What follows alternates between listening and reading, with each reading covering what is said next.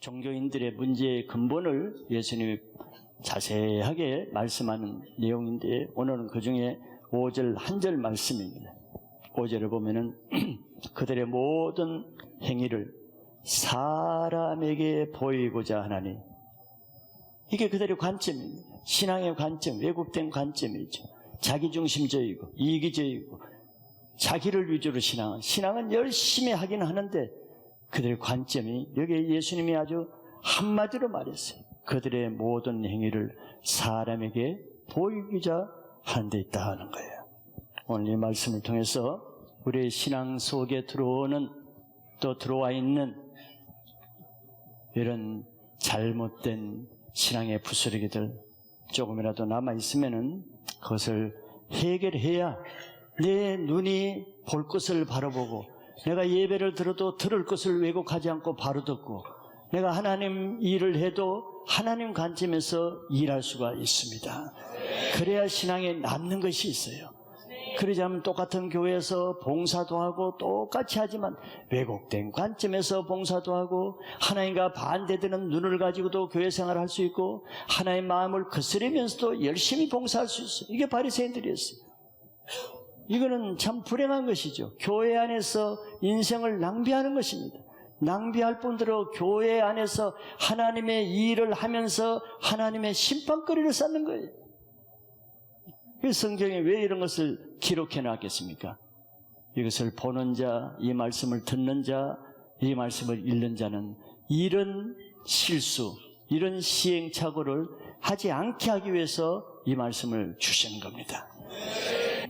말씀을 통해서 우리 신앙을 새롭게 한번 하나님 중심적으로 바로 정리하는 시간이 될 수 있기를 바라겠습니다.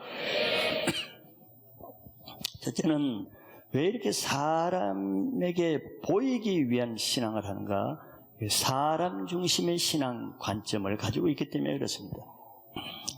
예수님은 바리새인과 서기관들의 문제를 아주 정확하게 다 알고 계셨습니다.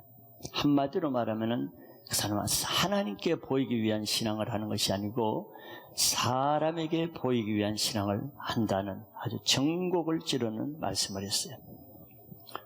겉으로는 하나님 중심인 같아도 예수님은 중심을 보시잖아요. 그 중심을 보니까 중심에는 하나님이 아닌 사람이 그들의 중심에 자리 잡고 있다는 것을 예수님 보신 거죠. 그럼 사람 중심의 신앙이 그럴 수밖에 없는 이 종교인들의 이유를 보면은, 첫째는 사람 중심으로 해서는 하나님을 만날 수가 없습니다. 교회는 오래 다닐 수도 있고 성경은 많이 읽을 수도 있고 기도를 많이 해도 사람 중심으로 해서는 그 말씀을 통해서 하나님을 만날 수도 없고 기도를 통해서도 하나님 만날 수가 없어요. 서기관들과 바리새인들이 사람에게 보이는 신앙을 할 수밖에 없었던 것은 하나님께 대한 지식은 많아도 그들이 하나님을 인격적으로 만난 경험이 없는 거예요. 여러분들은 이 말씀을 들으면서 내가 과연 언제 하나님을 인격적으로 만난 적이 있는가를 한번 체크해 보셔야 됩니다. 교회만 다닌다고 저절로 하나님을 만나는 것은 아니에요. 성경을 많이 안다고 내가 예수님을 인격적으로 만나는 것은 아닙니다. 만나는 것은 사건이에요. 내가 어떤 사람을 만나는 것은 만나는 것이지, 만나지 않고 그 사람이 어떻더라, 그 사람이 이렇게 했더라, 그 사람이 저렇더라 말만 듣고 하는 거하고 그 사람을 직접 만나는 거하고는 다르잖아요. 내가 하나님에 대해서는 성경을 통해서, 예배를 통해서 하나님이 이러신 분이다, 전능하신 분이다, 사랑이 많으신 분이다, 은혜가 많으신 분이다, 능력이 많으신 분이다, 아무리 하루도 하나님을 만나지 못하면 그 사랑이 뭔지를 모르고 그 능력이 어떤지를 몰라 알 수가 없어요. 하나님을 만나야 그 능력이 내 안에 능력으로 나타나고, 그 하나님의 사랑이 내 안에 사랑으로 나타나고, 그 예수님의 죄사함이 내 안에 죄사함의 능력으로 나타나는, 만나는 것과 아는 것을 구분하시길 바랍니다. 두 번째는 하나님 나라에 소망이 없기 때문에 사람에게 보이기 위한 신앙을 할 수밖에 없는 거죠. 이건 우리가 모르는 바는 아닙니다. 하나님께 속한 사람은 하나님 나라의 상급만을 소망으로 삽니다. 분명히 해요. 땅의 것은 이제 다 배설물로 여겨졌습니다. 사도 바울은 예수를 믿기 전까지는 자기의 세상 것이 가장 귀하게 보였지만 예수를 만나니까 모든 것이 귀한 것이 배설물로 보이는 내 속사람의 변화가 일어났어요.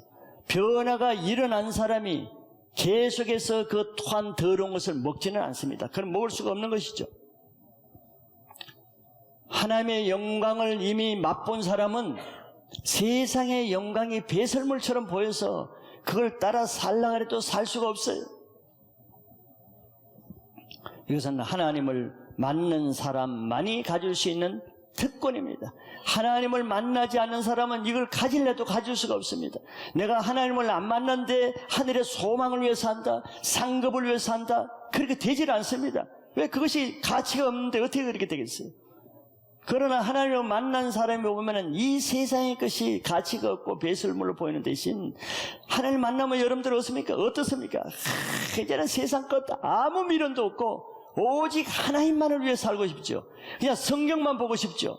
그냥 모든 시간 기도만 하고 싶죠. 그것이 하나님 주신 특권이란 말이에요. 내가 그런 마음을 가질 수 있겠습니까? 그런 마음은 내가 만들어 할 수가 없어요.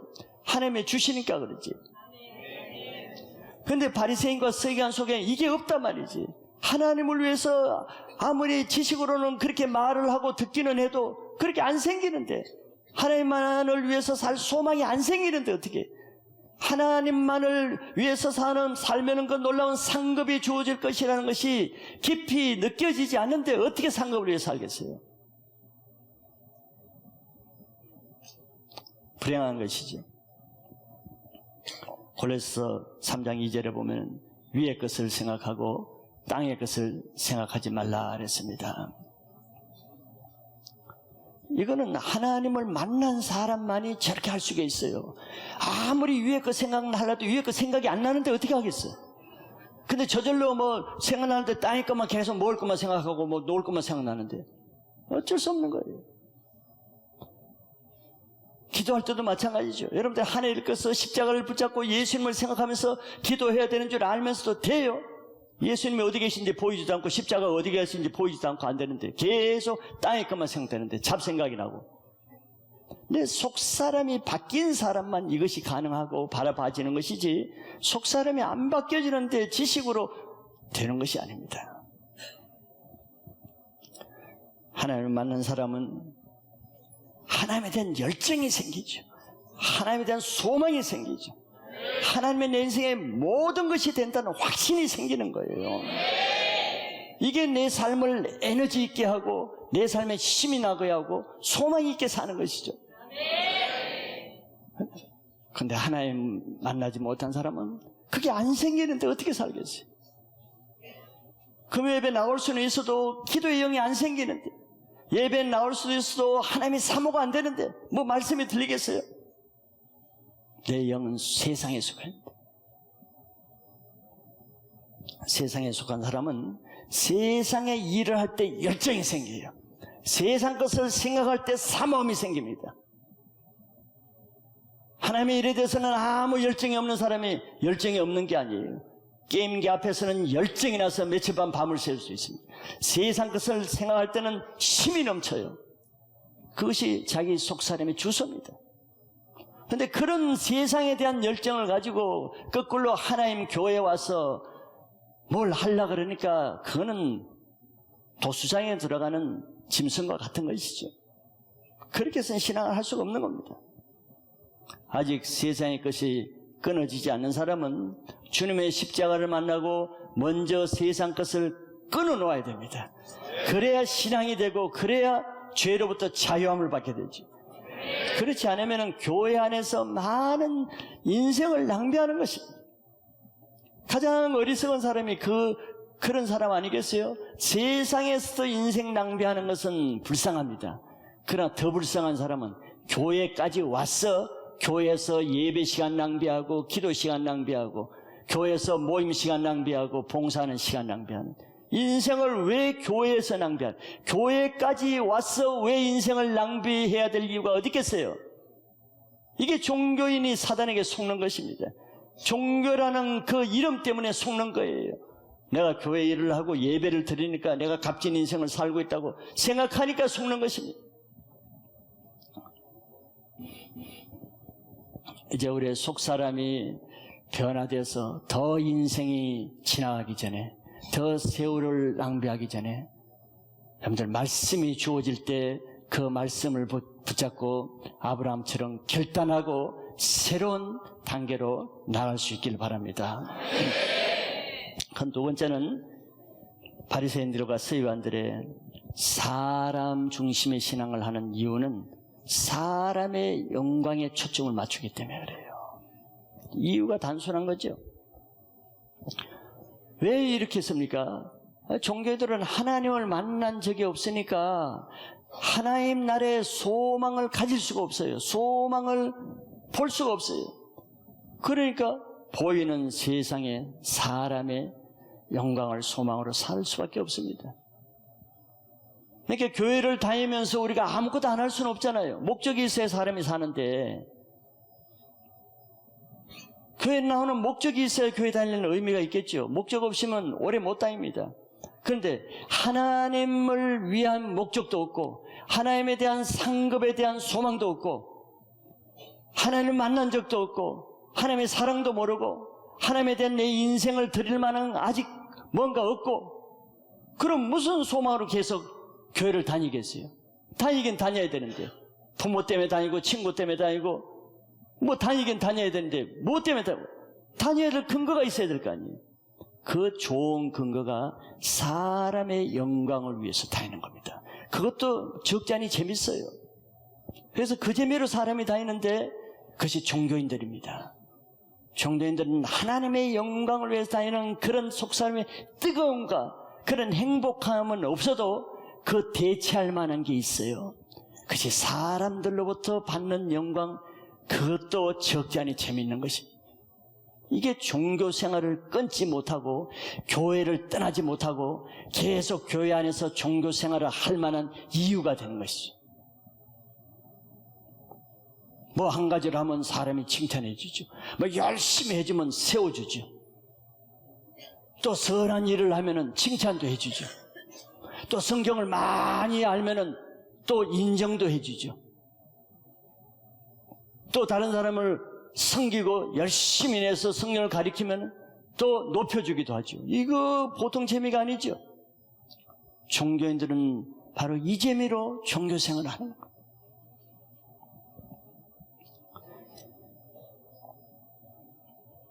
하나님의 상급을 위해서 사는 사람은 하나님이 보시는 일만 하고 하나님이 인정하는 일만 하고 하나님이 칭찬하실 일만 하게 되겠죠. 여러분들 그렇죠? 네. 왜? 그런 일에만 상급이 있다는 것을 믿으니까 그래요. 그 사람은 하나님의 상급을 위해서 사니까 자기의 신앙생활의 기준이 분명합니다. 하나님의 상급 안 될 일은 아무리 하고 싶어도 안 하고 하나님이 인정 안 하는 일은 굉장히 좋아 보여도 안 합니다. 왜? 그건 쓸데없는 일이니까. 그러나 하나님의 상급이 있는 일에는 내가 싫어도 하고 하기 힘들어도 하고 내가 희생돼도 하고 심지어는 내가 목숨을 잃을 만한 위험한 일도 하는 거예요. 어리석어서 하는 것이 아니라 거기에 상급이 있다는 것을 믿기 때문에 그렇게 하는 겁니다. 그러나 아무리 사람들이 다 그 일을 쫓아가고 그 일을 즐기고 그 일을 하자 그래도 그걸 하나님이 인정하지 않고 하나님이 좋아하지 않은 일은 안 하는 것이에요. 이게 하나님 나라의 소망을 두고 상급을 위해서 사는 사람의 특징이고 신앙의 기준입니다. 그래서 우리가 보면 알아요. 저 사람이 무엇을 중심으로 신앙을 하는지, 저 사람의 속 사람의 신앙의 중심이 뭔지를 대충 보면 압니다. 이와 같이 세상의 영광을 위해서 사는 사람도 똑같은 기준으로 살아요. 종교인들도 똑같은 기준으로 산단 말이에요. 행동한단 말이죠. 종교인들은 사람의 영광을 구하니까 행동의 기준이 뭐겠어요? 사람이 보는 일, 사람이 인정하는 일, 사람이 칭찬하는 일, 사람으로부터 높은 일만 하겠지요. 왜? 그 일에는 자기에게 영광이 따른다는 건 사람이 알기 때문에.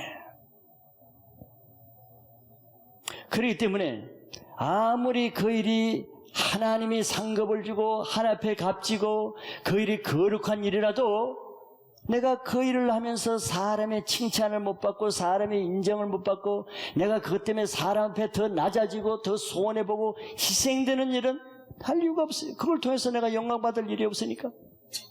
기준은 같습니다. 사람은 다 어리석지가 않아요. 지혜롭습니다. 계산을 분명히 해요. 그래서 교회 안에도 저 사람이 하나님을 위해서 신앙을 하는 사람인지 사람의 영광을 위해서 하는 사람인지 구분하는 게 그렇게 어렵지 않지요. 알 수 있습니다. 저 사람이 왜 저렇게 하는지 이유를 모르는 바니 다 알 수가 있어요. 그런데 예수님은 그 중심을 다 보셨단 말이에요. 중심을. 저 사람이 왜 저런 행동을 하는지, 왜 저렇게 사람에게 보이기 위해서 저렇게 애쓰면서 저렇게 하는지 주님은 그 중심을 다 보는 거예요. 사람이 봐도 대충 알 수 있는데 예수님이 보기에는 정확하게 보이지 않겠어요? 우리는 신용이 안 통합니다. 눈가림이 통하지 않아요. 주님 앞에는.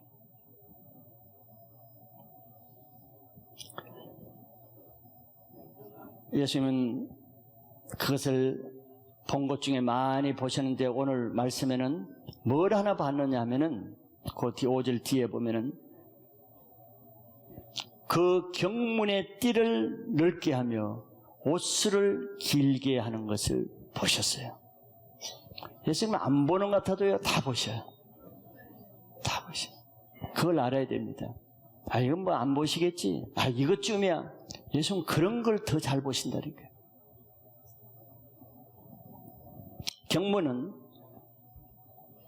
경문을 크게, 경문의 띠를 넓게 하며,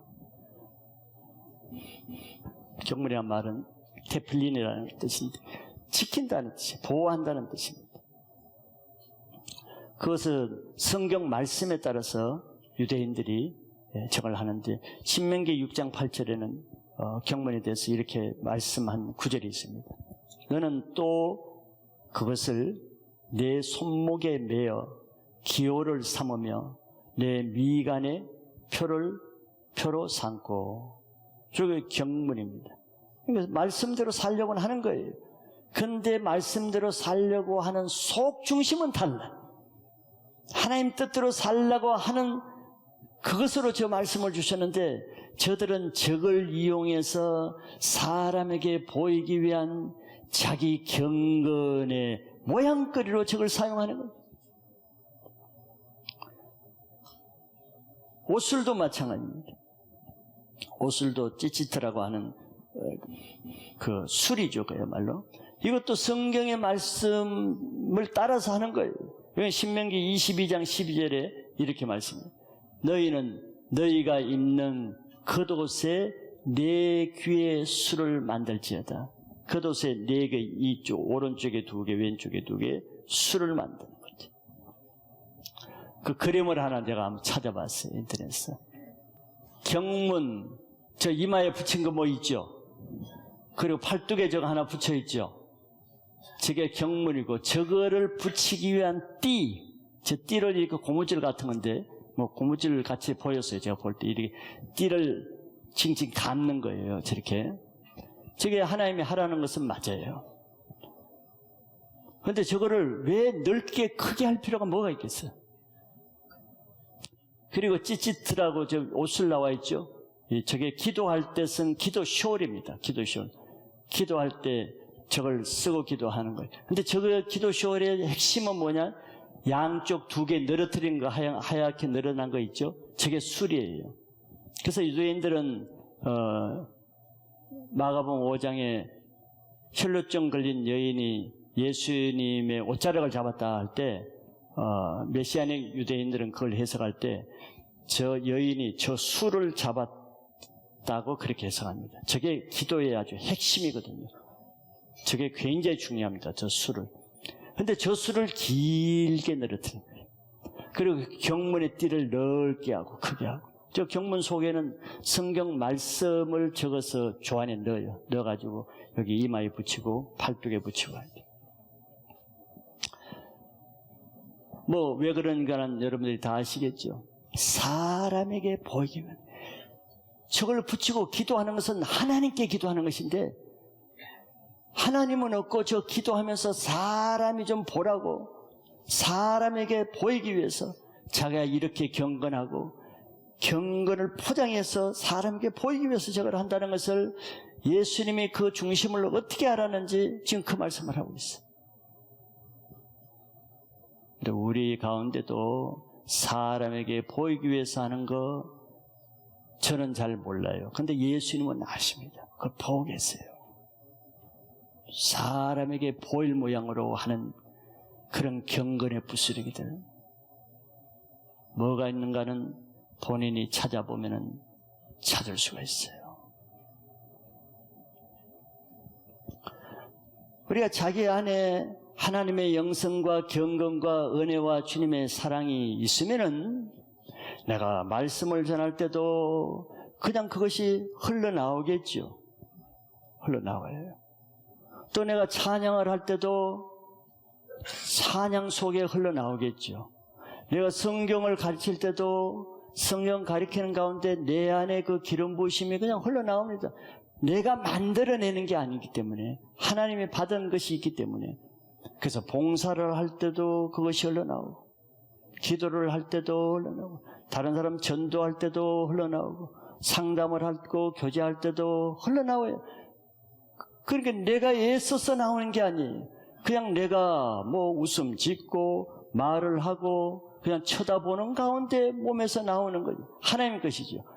그러면 내가 한 일이 없기 때문에 내가 영광 받을 일이 없습니다.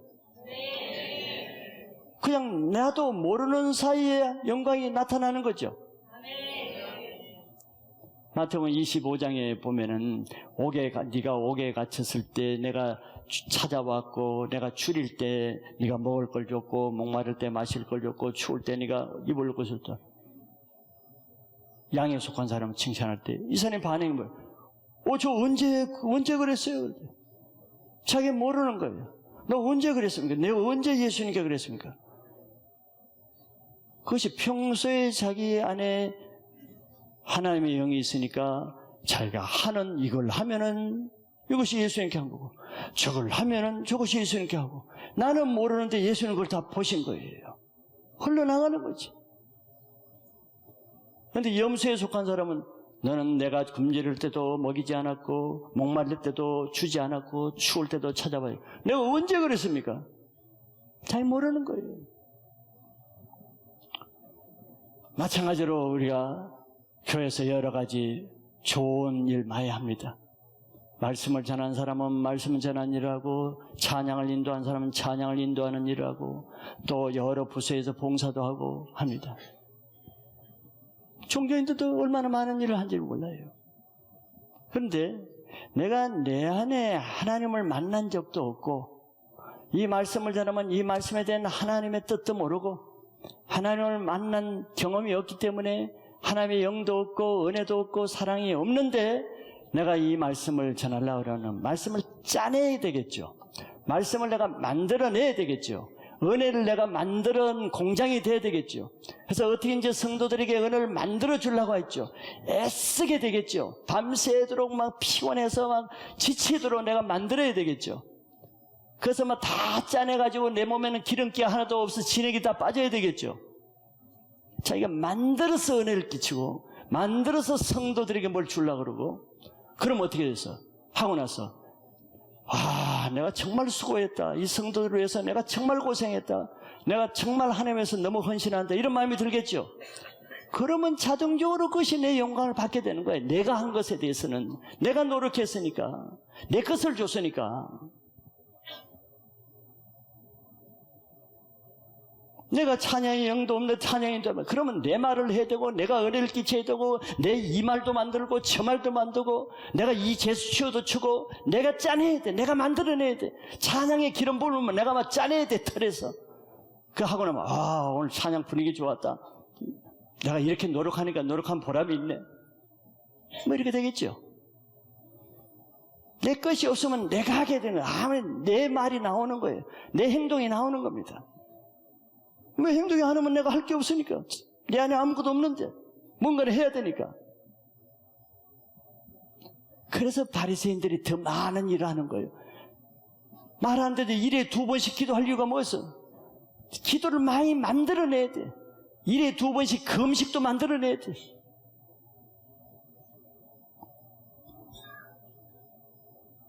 만들어서 하는 신앙이 얼마나 피곤하겠어요.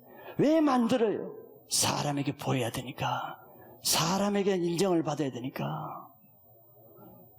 그러니까 사람에게 인정받지 못할 일은 안 하고, 사람이 칭찬 안 할 일은 못하고, 사람의 노예가 되는 거죠.